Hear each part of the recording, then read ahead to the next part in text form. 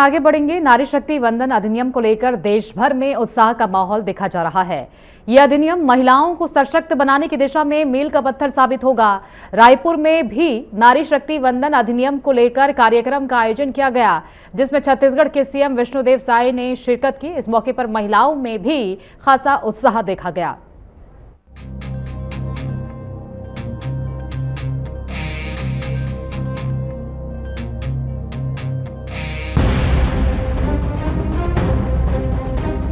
रायपुर के पंडित दीनदयाल उपाध्याय ऑडिटोरियम में नारी शक्ति वंदन अधिनियम को लेकर नारी शक्ति महासम्मेलन का आयोजन किया गया, जिसमें मुख्य अतिथि के रूप में सीएम विष्णुदेव साय ने शिरकत की। इस मौके पर कार्यक्रम में हजारों की संख्या में विभिन्न सामाजिक संगठन की महिलाएं शामिल हुई। इस मौके पर सीएम विष्णुदेव साय ने नारी शक्ति महासम्मेलन को संबोधित करते हुए कहा कि 21वीं सदी में एक बहुत ही महत्वपूर्ण निर्णय लिया जा रहा है। संसद में 33% आरक्षण सुनिश्चित किया जा रहा है। इसके लिए देश के प्रधानमंत्री नरेंद्र मोदी नए भारत का निर्माण कर रहे हैं। नारी शक्ति वंदन अधिनियम के समर्थन में पूरे देश में नारी शक्ति वंदन अधिनियम के समर्थन के लिए विभिन्न प्रकार के कार्यक्रम चल रहे हैं। देश में प्राचीन काल से नारी का सम्मान होते आया है। भगवान से पहले भगवती का नाम आता है। आधुनिक भारत के निर्माण में प्रधानमंत्री नरेंद्र मोदी काम कर रहे हैं। उन्होंने कहा कि प्रधानमंत्री मोदी ने 12 वर्षों में महिलाओं का सम्मान बढ़ाने का काम किया। बेटी बचाओ बेटी पढ़ाओ अभियान, सुकन्या समृद्धि योजना, नारी शक्ति वंदन अधिनियम योजना सहित कई योजनाओं का संचालन महिलाओं के लिए केंद्र सरकार संचालित कर रही है। देश के सर्वोच्च पद पर एक महिला राष्ट्रपति द्रौपदी मुर्मू देश का प्रतिनिधित्व कर रही हैं। कार्यक्रम में सीएम साय ने नारी शक्ति वंदन महासम्मेलन में आए मातृशक्ति का पुष्प वर्षा कर अभिनंदन किया। हमारे देश के पार्लियामेंट में और प्रदेशों के विधानसभा में महिलाओं को 33% आरक्षण के लिए हमारे देश के प्रधानमंत्री श्री नरेंद्र मोदी जी ने 16, 17 और 18 अप्रैल का विशेष पार्लियामेंट का सेशन बुलाया है और इस विधेयक के समर्थन में पूरे देश की हमारी माताएं बहनें अपना समर्थन कर रही हैं।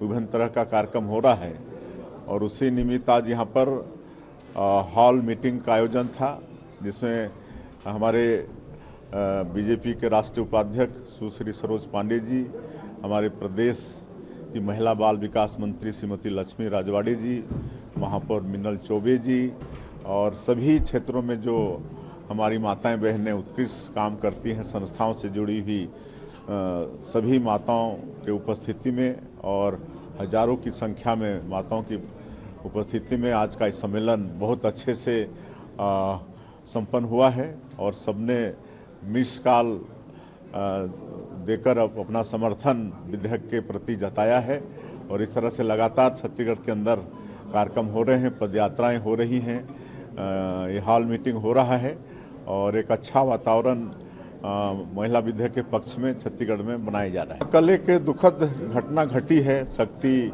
के एक पावर प्लांट में और जिसमें काफ़ी मौतें हुई हैं। पहले तो 11 मौत हुई थी, लेकिन अभी तक जो पता चला है कि 19 मौत हो चुकी है और घटना बहुत दुखद है। हम गहरी संवेदना अपना व्यक्त करते हैं और मृतक लोगों की आत्मा को भगवान शांति दे प्रार्थना करते हैं और उनके परिवार को इस गहन शोक को सहने की शक्ति प्रदान करें। प्रभु से ये प्रार्थना है और जो घायल हैं उनके शीघ्र स्वास्थ्य लाभ वो प्राप्त करें, इसकी भी कामना है और इसके लिए प्रदेश के तरफ से मृतक परिवार को 5 लाख रुपया, घायलों को 50,000 रुपया और माननीय प्रधानमंत्री जी के तरफ से मृतक के परिवार को 2-2 लाख रुपया और घायलों को 50,000 रुपया और जो कंपनी है पावर प्लांट जिनका है उनके तरफ से प्रत्येक मृतक परिवार को 35-35 लाख रुपया मुआवजा और एक नौकरी देने का भी उन्होंने आश्वस्त किया है। तो इस तरह से पूरी सरकार मृतक परिवार के साथ में, घायलों के साथ में है और इलाज के लिए भी पूरी चिंता सरकार भी कर रही है। इसका आदेश हो गया है और इसकी उच्च उस स्तर से जांच होगी और कोई अगर दोषीदार इसमें होंगे तो उनके ऊपर सख्ती से कार्रवाई होगी। हाँ, आज के कैबिनेट में यूसीसी के लिए मैडम देसाई जो रिटायर जज हैं सुप्रीम कोर्ट, उनकी अध्यक्षता में समिति का गठन होगा और आने वाले समय में वो सबसे सलाह मशविरा करके कैसे इस प्रदेश में यूसीसी लागू होगा, सभी वर्ग, सभी संस्था, सबसे वरिष्ठों से, सभी वर्ग के लोगों से विचार विमर्श करके एक प्रारूप तैयार करेंगे। इस निमित्त आज कैबिनेट में निर्णय हुआ है। तो वहीं बीजेपी की राष्ट्रीय उपाध्यक्ष सरोज पांडे ने कहा कि नारी शक्ति वंदन अधिनियम 2023 में पारित हुआ।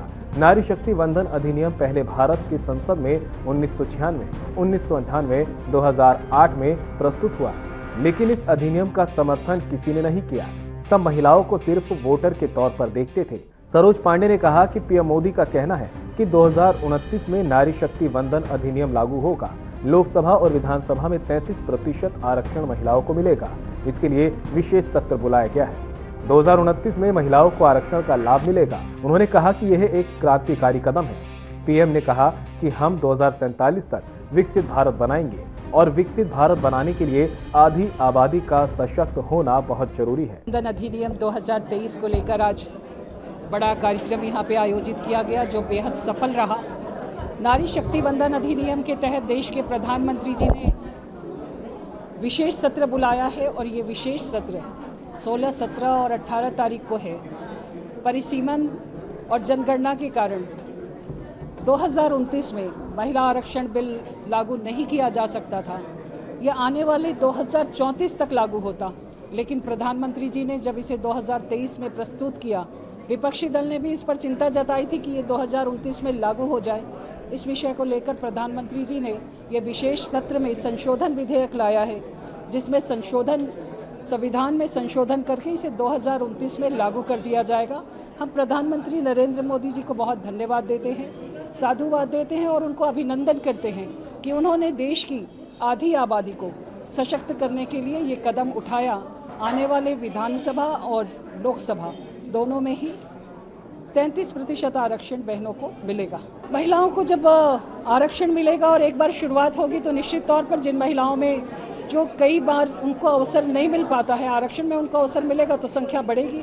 33% का आरक्षण होगा। वो जिस प्रकार से पंचायती राज में है, नगरीय निकाय में है, संख्या बढ़ रही है और एक स्वाभाविक बात है, संख्या आगे बढ़ेगी। इस विषय पर विपक्ष ने पहले भी कहा था, सदन में चर्चा के दौरान भी उन्होंने कहा था कि 2029 में इसको लागू करने के लिए केवल नियम बनाने से नहीं होगा, केवल विधेयक पारित करने से नहीं होगा, इसलिए इसे 2029 में लागू किया जाए। विपक्ष के साथ में हम भी यही बात कह रहे हैं कि इस विषय पर राजनीति नहीं हो। 4 दशकों से राजनीति हो रही है, बिल प्रस्तुत किया जाता है और उसके बाद में फिर प्रस्तुत होने के बाद में उसका कोई परिणाम नहीं निकलता है।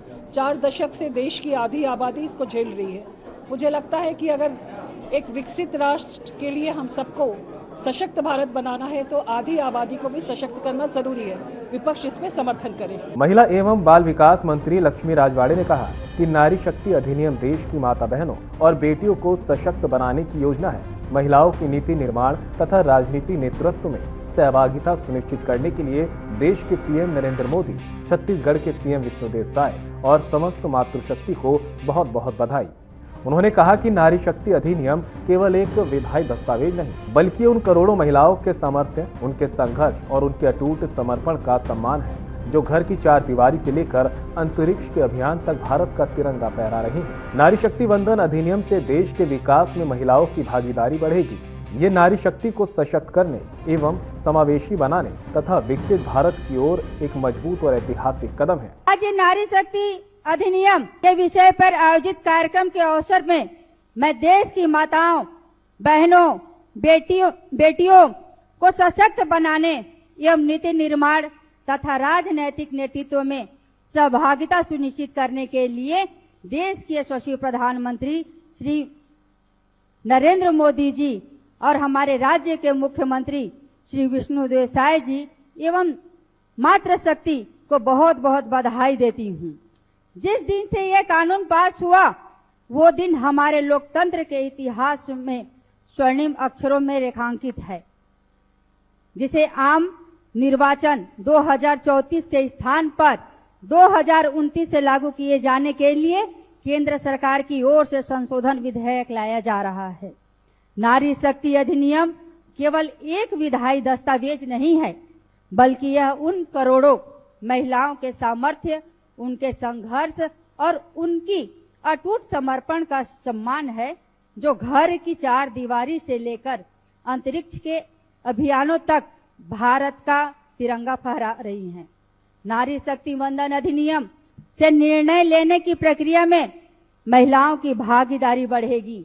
नारी शक्ति को सशक्त करने एवं समावेशी बनाने तथा विकसित भारत की ओर यह एक मजबूत ऐतिहासिक कदम है।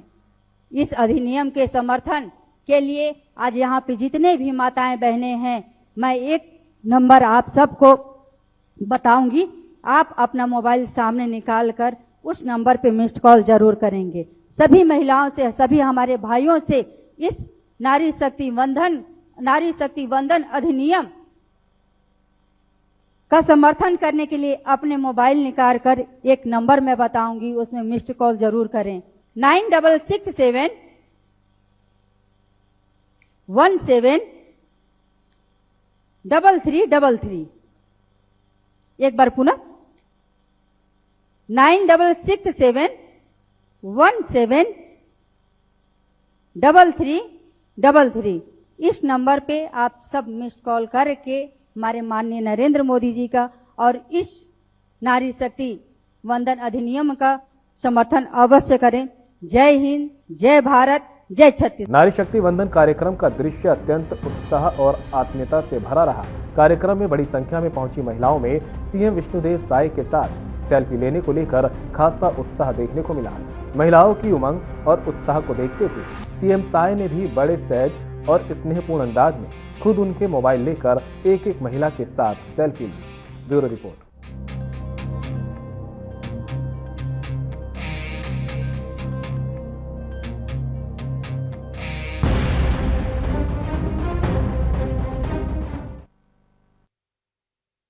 छत्तीसगढ़ के सीएम विष्णुदेव साय की अध्यक्षता में मंत्रालय महानदी भवन में आयोजित कैबिनेट की बैठक में महत्वपूर्ण निर्णय लिए गए, जिसमें राज्य में यूनिफॉर्म सिविल कोड लागू करने की दिशा में बड़ा कदम उठाते हुए सेवानिवृत्त न्यायाधीश रंजना प्रकाश देसाई की अध्यक्षता में समिति गठन का निर्णय लिया गया। ये समिति नागरिकों को विशेषज्ञों से सुझाव लेकर सामाजिक नागरिक संहिता का प्रावधान तैयार करेगी। साथ ही महिलाओं के नाम पर संपत्ति रजिस्ट्रेशन शुल्क में 50% छूट और सैनिकों को 25% स्टैंप ड्यूटी राहत देने का फैसला लिया गया है। खनन नियमों में सख्ती, रेत खदानों के प्रबंधन में सुधार और उद्योगों को बढ़ावा देने के लिए नए प्रावधानों को मंजूरी दी गई है। पशुपालन क्षेत्र में टीकाकरण और डेयरी विकास के लिए भी महत्वपूर्ण निर्णय लिए गए हैं, जिससे राज्य के आर्थिक और सामाजिक विकास को गति मिलेगी।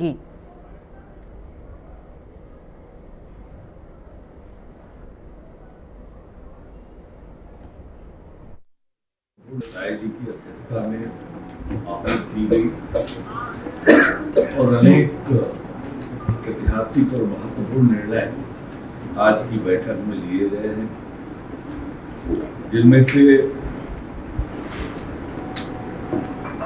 यूनिफॉर्म सिविल कोड लागू करने के संबंध में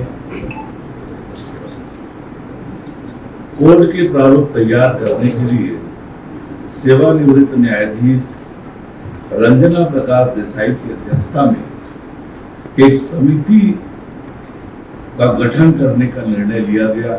साय जी की अध्यक्षता में आहूत की गई।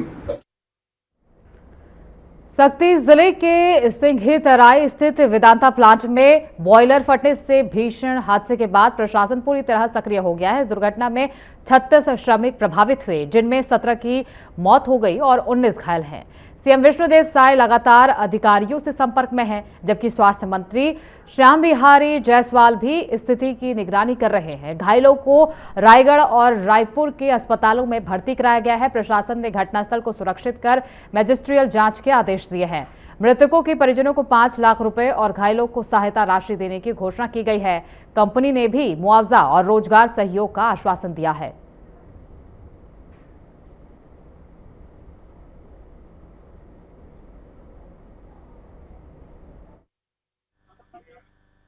उसमें से अभी तक की जो जानकारी है उसके हिसाब से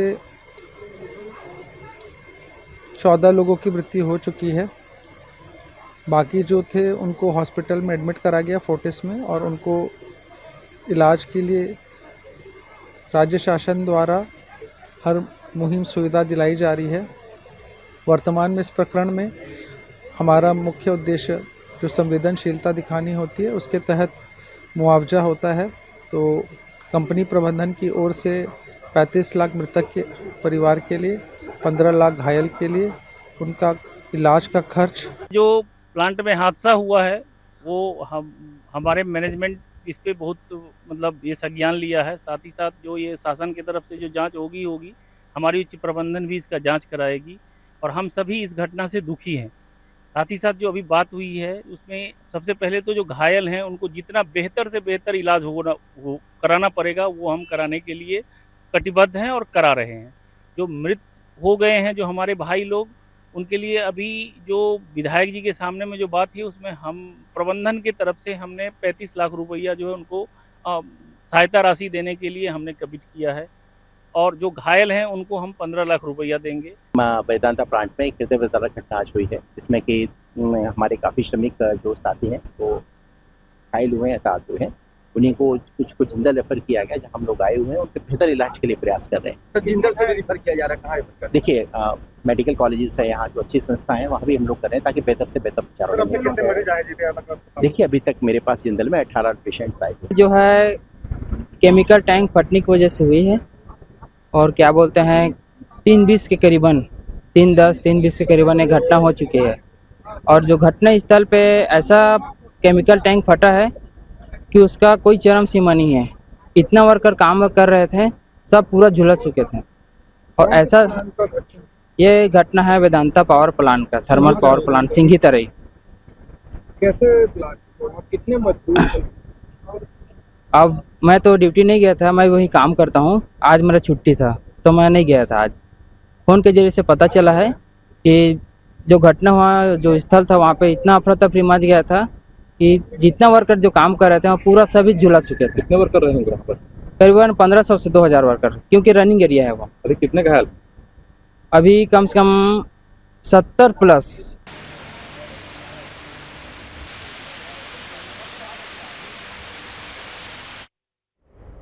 वक्त हो गया एक छोटे से ब्रेक का। ब्रेक के बाद फौरन लौटेंगे, बने रहिए हमारे साथ।